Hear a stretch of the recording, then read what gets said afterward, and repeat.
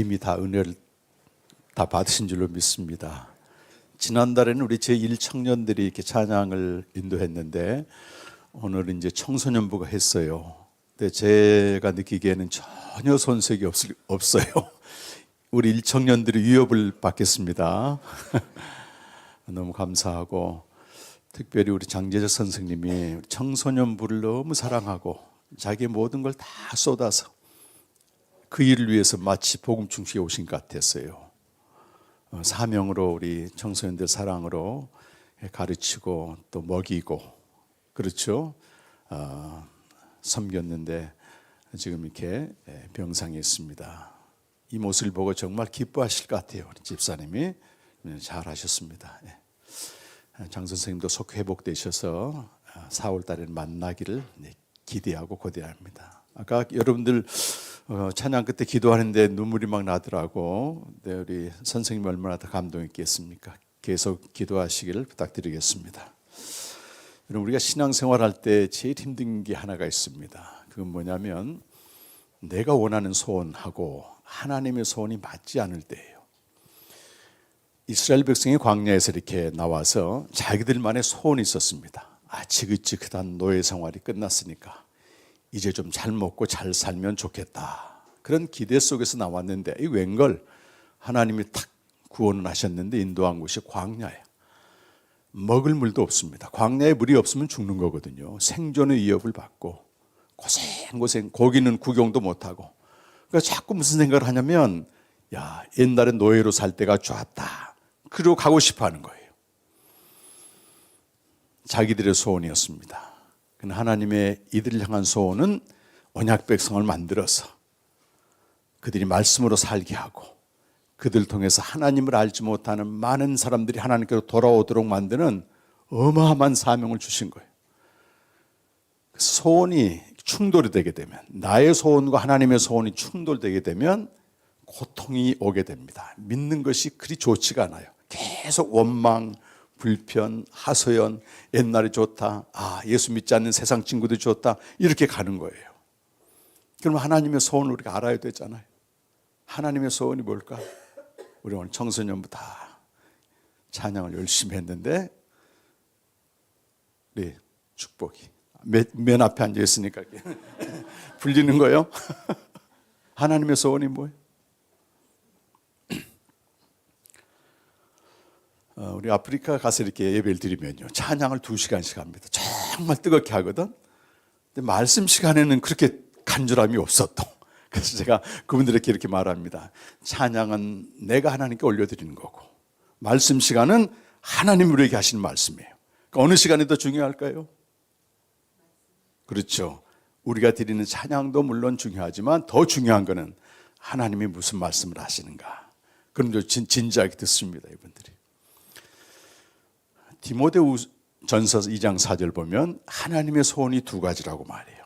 디모데전서 2장 4절 한번 읽어보실까요? 시작. 하나님은 모든 사람이 구원을 받으며 진리를 아는 데 이르기를 원하시느니라. 두 가지죠.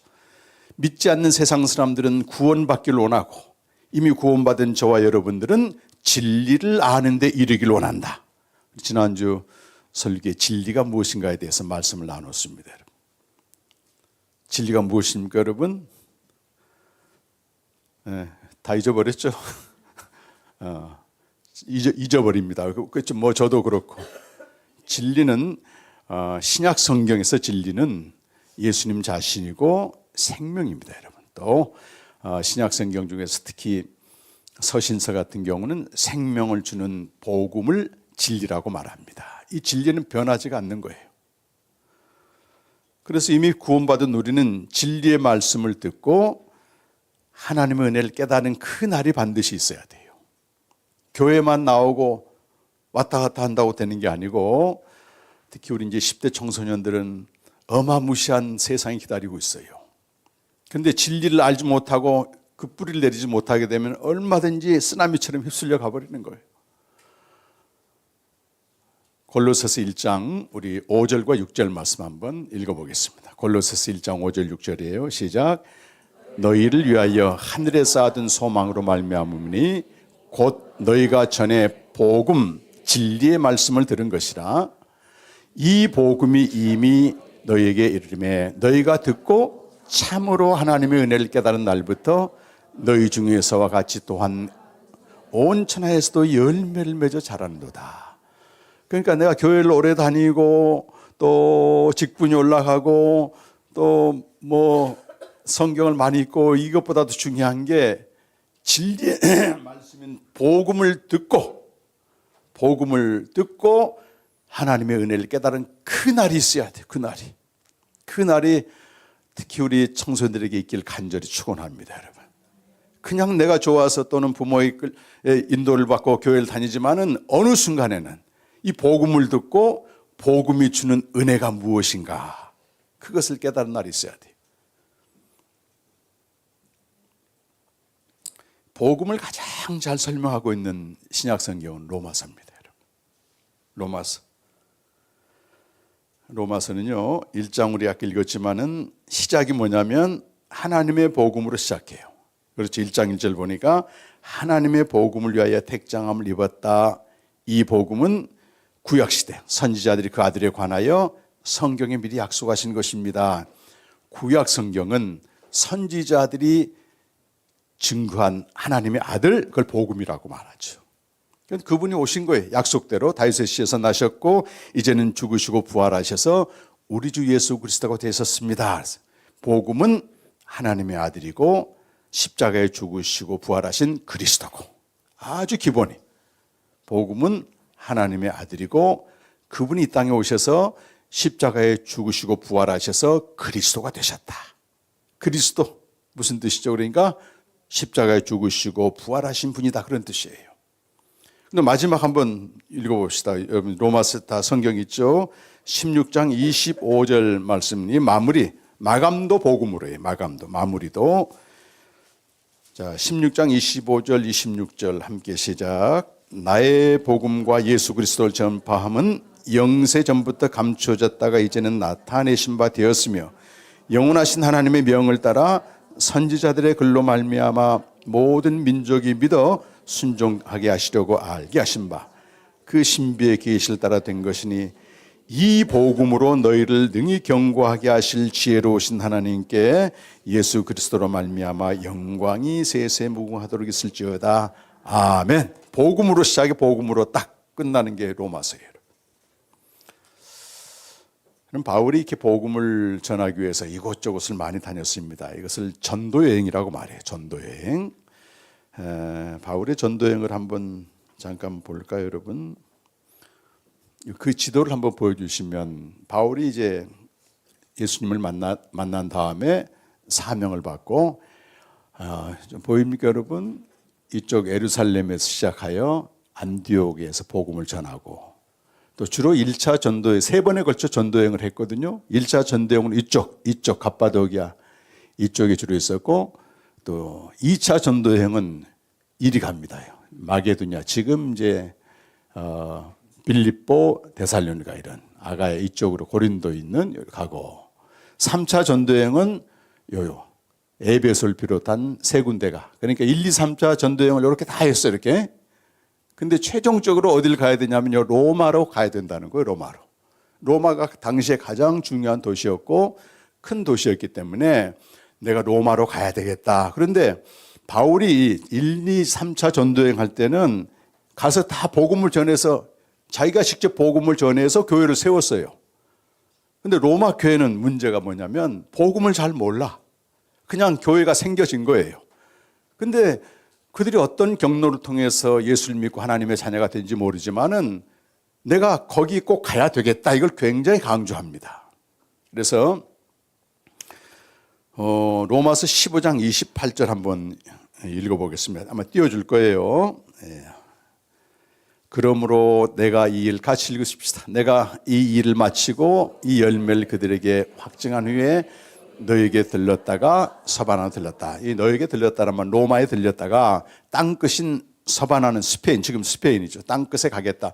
그렇게 이제 로마서 마지막에 마무리하면서 편지를 쓰는데, 우리 아까 잠깐 지도에서 보았던 1, 2, 3차 전도여행을 할 때 바울이 뭘 하냐면 복음도 전했지만 거기서부터 헌금을 받아. 헌금. 이 헌금을 받는데 이 헌금을 받은 목적이 뭐냐면 아까 맨 처음에 출발했던 예루살렘에 사는 사람들이 너무 가난한 거야. 그러니까 예루살렘 사도들이 좀 부탁을 한 것도 있어. 너 다른 이방 지역 가서 이렇게 복음 전할 때 복음만 전하지 말고 헌금 좀 걷어서 좀 도와달라. 그렇게 얘기를 했어요. 근데 바울이 이제 그걸 실천하는 것입니다. 그래서 고린도전서 8장, 9장이나 보게 되면 헌금 내라고 하는 부탁의 말씀이 많아요. 근데 예루살렘보다도 그 고린도나 이런 상업도시, 이방 나라가 잘 살았습니다. 이방 도시가. 그래서 가서 이제 헌금을 다 거뒀단 말이에요. 근데 문제는 뭐냐면 이 예루살렘 교회가 이방인 교회를 인정을 안 해요. 자기들은 율법도 시키고 철저하게 원래부터 하나님 백성이었는데 그래서 구원받았는데 저 이방인들은 아주 무시하고 멸시하고 그런 대상인데 가서 바울이 뭐라고 복음을 전하냐면 야, 율법을 안 지켜도 되고 오직 예수 그리스도만 믿으면 구원받아. 이렇게 복음을 전하니까 이 예루살렘의 유대인들은 이걸 싫어하는 겁니다. 그래서 이 두 교회가 이제 갈라지게 된 거예요. 근데 바울이 헌금을 갖다 주면서 예루살렘 교회가 헌금을 받게 되면 이 두 교회가 하나가 되는 거지, 하나. 그런 목적으로 이 로마로 가긴 가야 되는데 불가피하게 예루살렘을 먼저 가게 된 거예요. 그래서 방금 아까 읽은 대로 내가 이 예루살렘에 가서 헌금을 전한 일을 마친 다음에 너희 로마를 들렸다가 스페인으로 가마. 그렇게 편지를 마무리 써요. 그러면서 하는 말이 뭐냐면 내가 지금 예루살렘에 가는데 거기 있는 유대인들이 날 잡으려고 한다는 소문이 있는데 내가 헌금을 잘 전달하고 잡히지 않고 여러분의 가기를 부탁합니다. 이렇게 이제 기도 부탁까지 다 했습니다, 여러분. 근데 바울에게 어떤 생각이 있냐면 내가 로마로 가긴 가야 되는데 복음을 전해야 되는데 어떻게 한다고 지금 예루살렘에 가는데 거기서 붙잡힐지도 몰라 지금.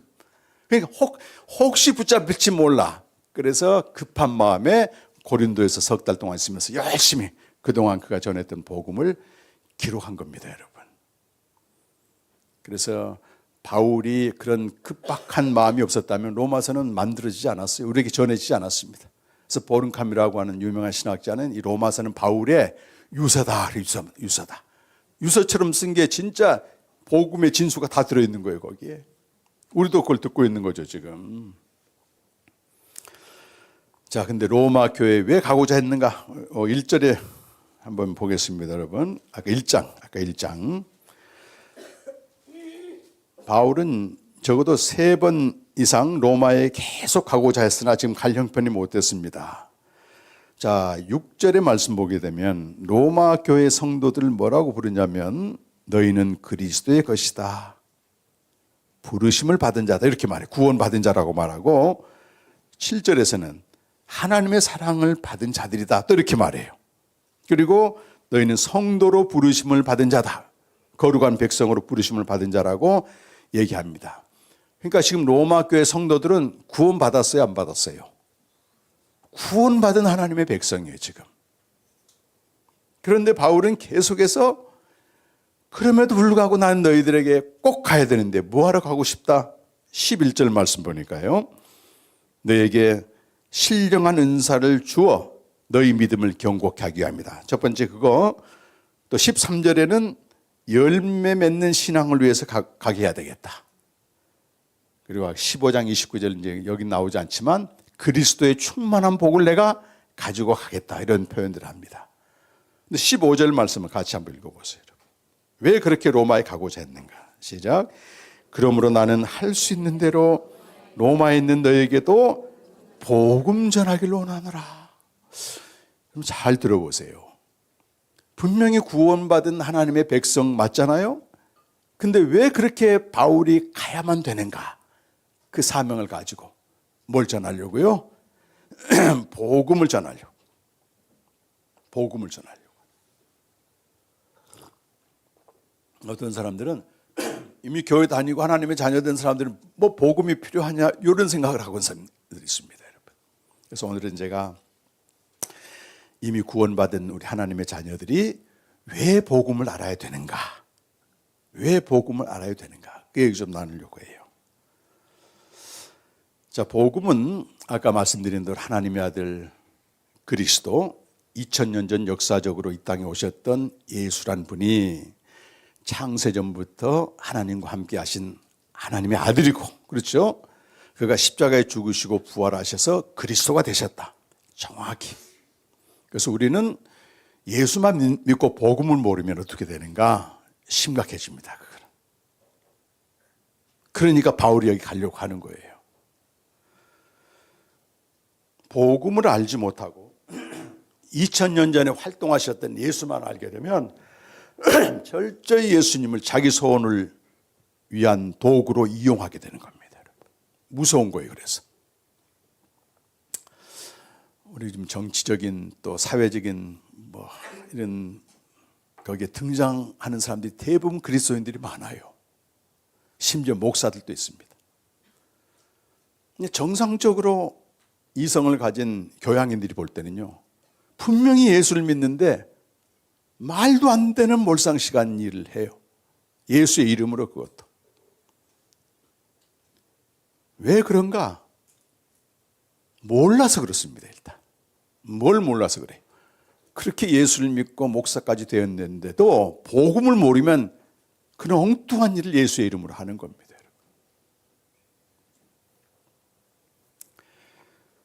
요한복음 16장 2절 3절 한번 읽어보겠습니다. 복음의 목적은 하나님의 아들 그리스도를 믿는 목적은 창세전부터 우리에게 약속된 생명을 얻는 거예요. 생명. 목적이 생명입니다, 여러분. 그럼 이 생명이 영원한 생명인데 생명이 뭐냐? 요한복음 17장 3절에서는 영생은 유일하신 참 하나님과 그가 보내신 자 예수 그리스도를 아는 것이다. 아버지와 아들을 아는 게 영생이에요. 그분과 교제하는 거. 그런데 16장 2절 3절에 이렇게 말씀하고 있어요. 예수님이 미리 다 경고해 놓으셨습니다.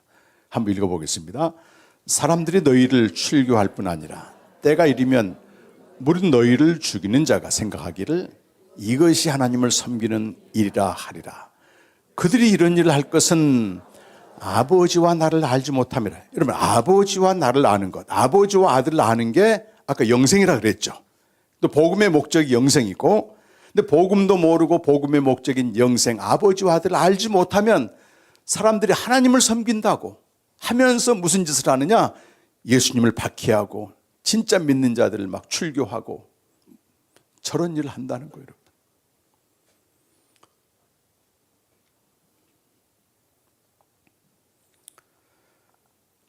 그래서 우리가 복음을 정확히 알고 복음의 목적인 생명을 알고 그분과 교제가 시작되는 것, 진짜 신앙생활이 시작되는 겁니다.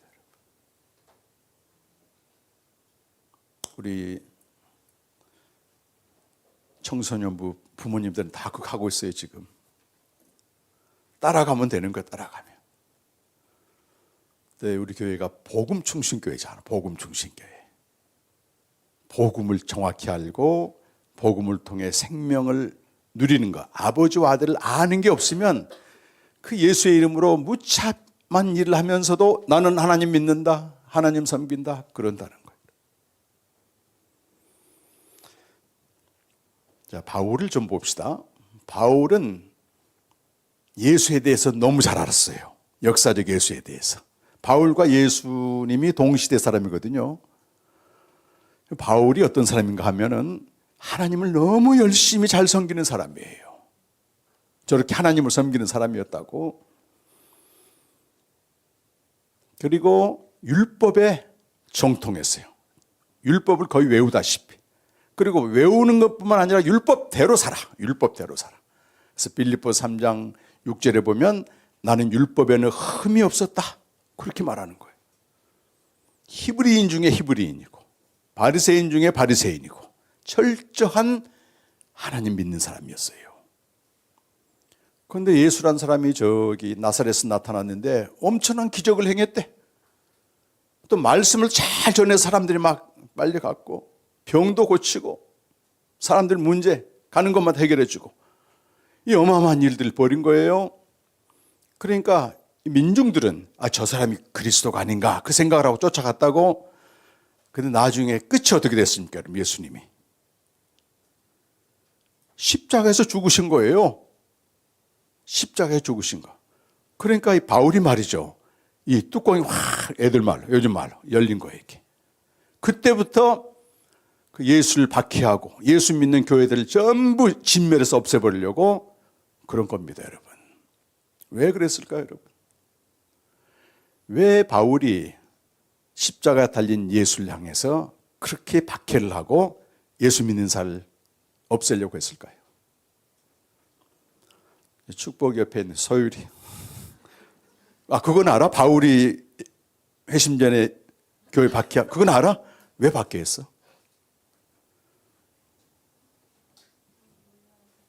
뭘 몰랐어? 복음을 몰라서. 근데 좀 정확히. 이 바울은 근거 없이 교회를 박해한 게 아니고 아주 확실한 근거를 가지고 교회를 박해한 겁니다, 여러분. 이번 세네갈 그 목회자들한테 이 질문을 했는데 아무도 모르더라고. 박해한 건 알아. 바울이 회심하기 전에 예수를 박해한 건 아는데 그가 분명한 근거를 가지고 박해를 했는데 그건 잘 모르시더라고. 그냥 미워서 박해한 게 아닙니다. 바울은 율법을 철저히 지키기 위해서 예수를 박해한 거예요. 어떤 율법이에요? 신명기 21장 23절 말씀 때문에 그렇습니다. 한번 읽어보실까요? 신명기 21장 23절. 그 시체를 남에 밤새도록 두지 말고 그날에 장사하여 내 하나님 여호와께서 내게 기업으로 주시는 땅을 더럽히지 말라. 마지막 구절에 잘 보십시오. 남에 달린 자는 하나님께 저주를 받은 것이라. 예수님이 이 땅에서 기적을 행하고 아무리 많은 좋은 일을 했어도 마지막이 어떻게 죽었어요? 남에 달려 죽었기 때문에 율법을 철저히 지키는 바울에게는 예수가 어떤 사람이에요? 누가 저주해서 죽은 자다? 하나님이 저주해서 죽은 자야. 근데 구약시대 보게 되면 하나님이 저주한 자를 나도 저주하는 게 하나님을 사랑하는 거예요. 하나님이 저주한데 내가 저주하지 않게 되면은 내가 대신 저주를 받게 돼 있어요. 구약의 아하방이 그랬거든. 그래서 바울이 빌립보 3장 6절에 뭐라고 말하냐면 나는 열심으로는 목숨을 걸고 내가 하나님을 사랑하기 위해서 달려간 것은 교회를 박해한 것입니다. 율법을 지키기 위해서 그런 거예요. 이것이 2000년 전에 활동하셨던 역사적 예수만 알면 끔찍한 예수의 박해자가 될 수 있다고 하는 것입니다.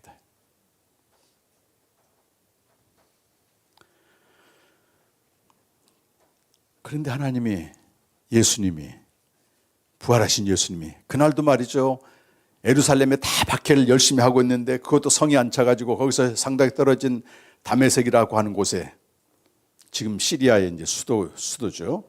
거기 가가지고 거기 있는 교회까지 전부 진멸하려고 열심히 가고 있었는데 갑자기 해보다 더 밝은 빛이 탁 비치면서 부활하신 예수님이 나타나셨어요. 그러면서 네가 어찌 날 박해하느냐. 깜짝 놀래가지고 당신 누구십니까? 나는 네가 박해하는 예수다. 예수님이 나타나셨어 그에게. 그러면서 동시에 소경이 돼버립니다. 빛이 너무 강렬해서 소경이 돼가지고 기도하는 거야, 하나님께. 내가 율법대로 하나님이 저주한 자를 믿는 교회를 박해하고 이게 하나님이 기쁘시게 하는 줄 알았는데 이게 갑자기 소경이 되고 내게 나타난 예수는 누굽니까 하고 3일 동안 금식하며 말이죠. 바울은 진지한 사람이에요. 내가 이렇게 하나님을 열심히 믿었는데 이게 뭔가 말이지. 다메섹에 사는 아나니아라고 하는 예수님의 제자가 있었는데 부활하신 예수님이 그에게 가가지고 너 지금 바울이 말이지 기도하고 있다. 그 바울은 내 이름을 임금과 모든 나라에 전하기 위해서 박해를 받을 내 종으로 내가 택했다. 그러니 가서 안수해서 눈을 뜨게 해줘라. 그래가지고 아나니아가 왔어요.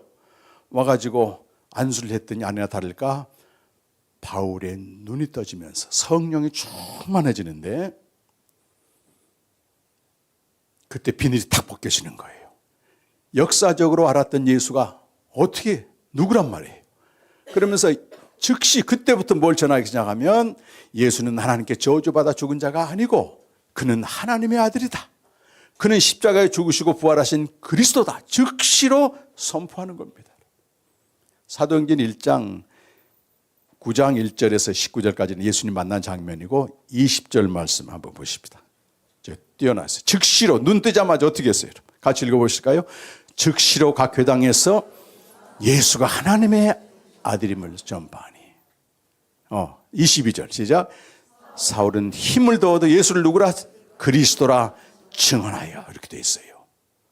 복음을 깨달은 겁니다, 여러분.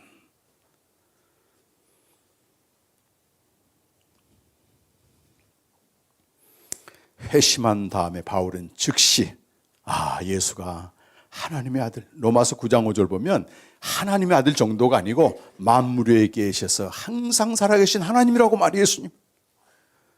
자기가 하나님을 너무 사랑해서 율법을 지켰는데 나중에 눈 뜨고 보니까 누구를 죽이려고 했던 거예요? 하나님을 죽이려고 한 거예요. 그래서 디모데전서 1장 13절에서는 내가 알지 못할 때 말이지, 믿지 아니할 때는 알지 못하고 행해 교회의 박해자요 핍박자요 해방자가 되었습니다. 이렇게 얘기해요. 그때부터 하나님이 바울을 쓰시기 시작합니다. 여러분 오늘 찬양할 때 감동받은 게 막 불이 임해가지고 말이지, 이 몸을 하나님의 제단에 바치기로 합니다. 더 중요한 게 있어요. 예수가 누구인지 정확히 알아야지 하나님이 쓰시는 거예요. 복음을 아는 겁니다, 여러분.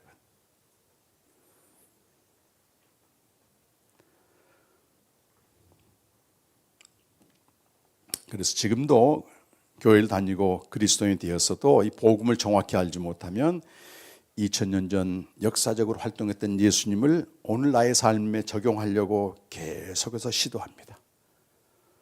그게 뭐예요? 주로 예수님의 권능으로 기도 응답을 받고 상황을 해결하고 문제 해결을 받고 소원을 성취하고 내 삶의 문제를 다 드러내고 좀 더 나은 삶을 살고자 하는 그 예수님을 끌어다가 그런 일을 하는 겁니다, 여러분.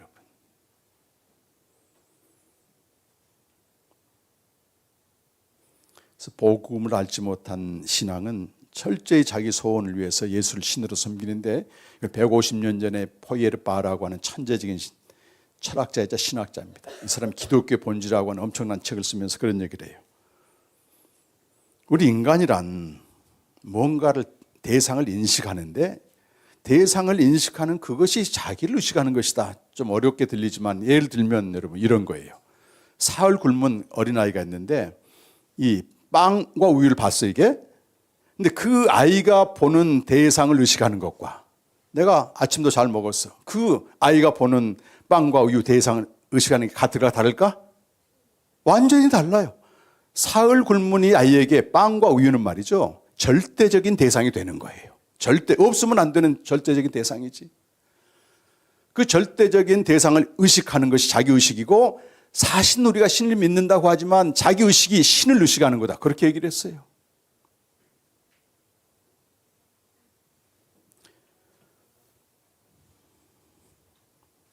그러니까 우리 인간이 어떤 부분에 대해서 갖고 싶은 소원이 절박하게 되면 내가 갖고 싶은 그 대상이 신이 된다고 하는 것입니다.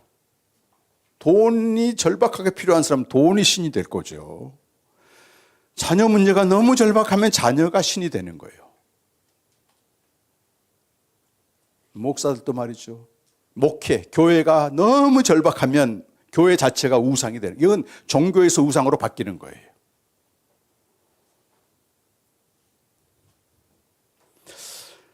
그런 사람에게는 하나님의 뜻이 무엇인지 별로 중요하지 않아.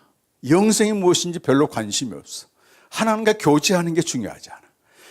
여러분이 절대적인 대상이 돼버리면요, 신앙생활이 상당히 처절합니다. 절박합니다. 또 진정성도 있어요. 근데 이루어지지 않았을 때는 공허감이 오게 되는 겁니다. 그러면 그리스도인은 이런 자기의 소원이나 문제를 구하지 말아야 되느냐? 어떻게 생각하세요, 여러분? 어떻게 생각하십니까? 구해야 돼요, 말아야 돼요? 딜레마죠, 딜레마. 우리는 다 모릅니다. 우리에게 주어진 상황이나 이런 고난이나 어려움이 닥쳤을 때 하나님이 그것을 통해서 어떤 일을 하시는지 몰라요. 우리는 사실은. 우리 장 집사님 병상에 있지만 우리가 모릅니다, 여러분. 그분의 뜻이 이루어지기를 기도할 수 있는 거예요, 우리가. 그분의 뜻이 이루어지기를. 개인적으로 보면 우리에게 당한 고난이나 어려움이 만약 복음을 통해 생명을 누리는 쪽으로 가게 되면, 초월 신앙에 가게 되면 만물 안에 있는 모든 상황을 수용할 수 있는 힘이 생기는 것이고, 그 고난을 견딜 수 있는 힘이 위로부터 주어지는 겁니다. 그 고난을 통해서 이루고자 하는 하나님의 뜻이 이루어진단 말입니다.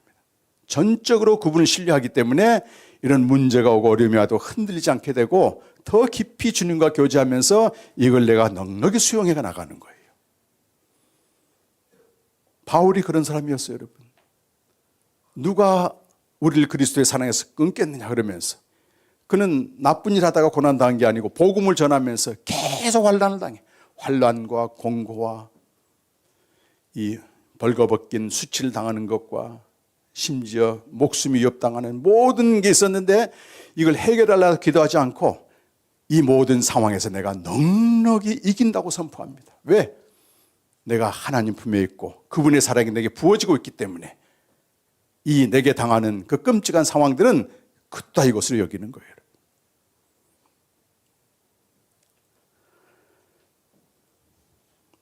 복음을 아는 것은 반복해서 말씀드리지만 하나님의, 예수가 하나님의 아들인 걸 아는 것, 창세전부터 그분이 하나님과 함께 계셨고 하늘에서부터 오신 분이라고 하는 거 아는 거하고, 두 번째 예수가 그리스도라고 하는 걸 아는 것입니다. 여러분, 바울이 예수가 그리스도인 걸 알았을 때 뭘 깨달았냐면, 율법은 변할 수가 없는 거야. 하나님이 저주한 자는 남에 달려 죽은 게 맞아. 그런데 예수님은 자기 죄 때문에 하나님께 저주받아 죽은 게 아니고, 저주받아 마땅한 우리를 대신하여 그가 하나님께 저주받아 십자가에 죽으심으로 우리를 율법의 저주에서 건져냈다. 갈라디아 3장 13절 한번 읽어보겠습니다. 갈라디아서 3장 13절.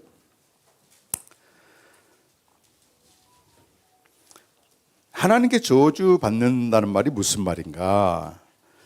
저 위에 3장 10절에 보면 바울이 이렇게 말해요. 무릇 율법 행위에 속한 자들은 저주 아래에 있나니, 율법 행위에 속한 자들은 저주 아래에 있나니, 무슨 말이죠? 율법을 열심히 지켜서 의롭게 되려고 하는 자들은 이미 저주 아래에 있는 거예요.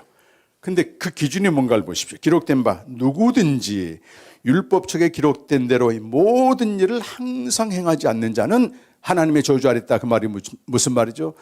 하나님이 요구하신 율법의 기준은 율법책에 기록한 모든 계명 613가지라고 하더라고. 유대인들을 조사해 봤더니 613가지나 되는, 우리 잘 알지도 못하잖아 우리는. 이거를 그냥 어쩌다 한번 지키는 게 아니고 항상 지켜야 돼. 항상 지키지 않으면 저주 아래에 있다 그 말이에요. 근데 당시 유대인들이 바울을 포함해서 자기들은 율법을 지킨다고 생각했어.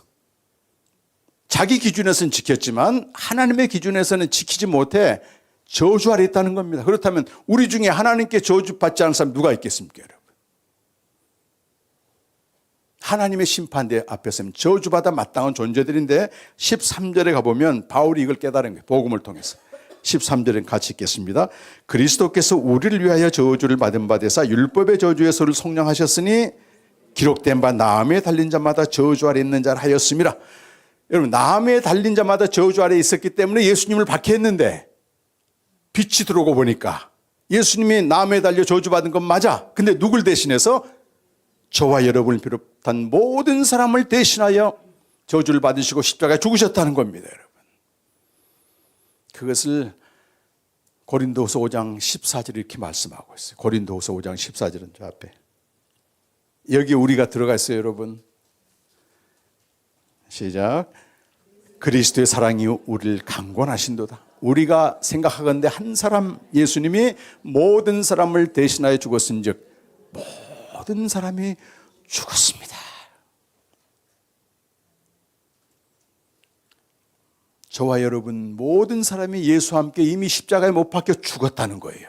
그럼 우리는 어떤 존재인가? 그 다음 15절 말씀 보면 그가 모든 사람을 대신하여 죽으신 것은 살아있는 자들로 하여금 다시는 그들 자신을 위하여 살지 않고 오직 그들을 대신하여 죽었다가 다시 살아나신 이를 위하여 살게 하려 하심이라 이렇게 돼요. 모든 사람이 그리스도와 함께 죽었고 다시 살아난 자는 새 생명을 얻은 자를 말해요. 예수 그리스도의 십자가에 못 박혀 죽은 자는 다시 옛사람으로 살지 않고 새 생명으로 살게 되는데, 새 생명으로 사는 사람의 특성이 뭐냐면 다시는 자기를 위하여 산다 안 산다? 살지 않고 이거야.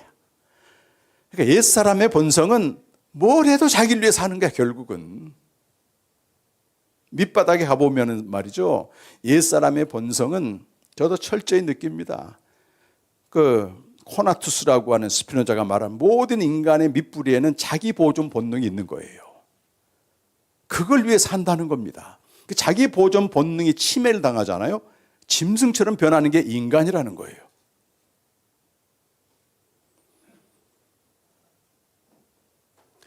저는 요즘 뉴스를 보게 되면요, 완전히 드라마처럼 보여죠. 정치인들 보게 되면요, 철저히 그 밑뿌리에 옛사람의 지독한 본성, 자기 보존 본능이 그대로 들어서 명분을 거창합니다. 내가 민주를 위해서, 자유를 위해서 아무리 얘기해도 철저히 자기 보존 본능입니다. 이게. 다음번 국회 때 공천 받아야 되니까. 명분은 거창해요. 수시로 말을 바꿔가면서. 그건 아예 드러난 자기 보존 본능이지만 우리 개인도 마찬가지입니다. 여러분. 이거는 누가 누구한테 정죄할 수 없는 거예요. 왜냐하면 옛사람은 그런 존재란 말이에요. 근데 그런 우리가 하나님의 심판대 앞에서 저주받아 마땅한 우리가 십자가에서 내가 스스로 죽은 게 아니고 예수님이 함께 우리를 끌어안고 죽으셨다는 거예요.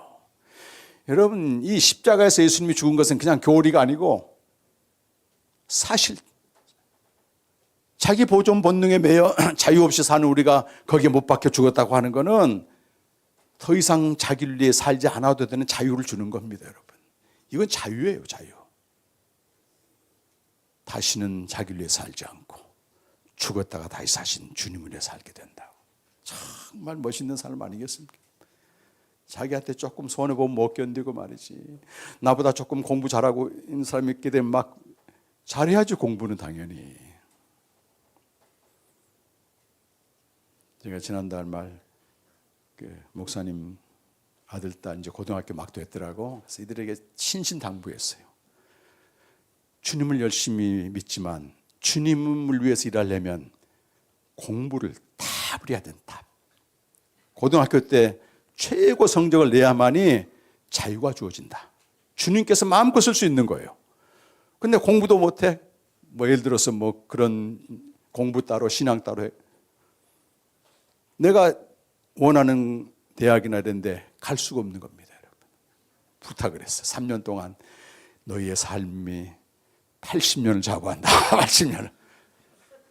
그렇지. 우리 한국 시대성 속에 살기 때문에 그래. 이거는 시대성 속에서 유튜브고 뭐 딴 데 다니고 어울려 다닐 시간이 없어요. 목숨 내걸고 공부하면 누구나 1등 하게 돼 있다니까. 여러분, 신앙생활 하는 건 당연히 해야 되지만 이제 문제는 옛사람이 죽고 예수 생명이 우리에게 나타나는 것인데 주님을 위해 살아야 되니까, 여기 이제 고린도서 4장 10절에 보면 이런 말씀이 있습니다.